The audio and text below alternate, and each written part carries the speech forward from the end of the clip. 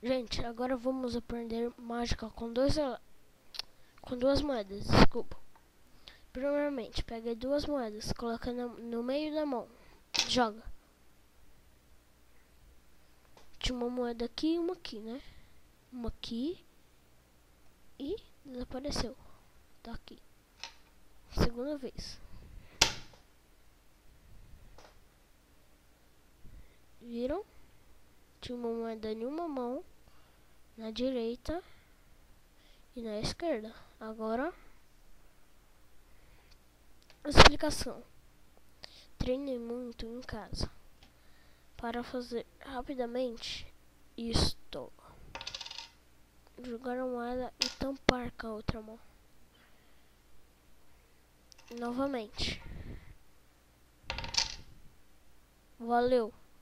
Deixa seu comentário, acessar meu Orkut, Vitor de Souza Tavares 8@gmail.com. Valeu!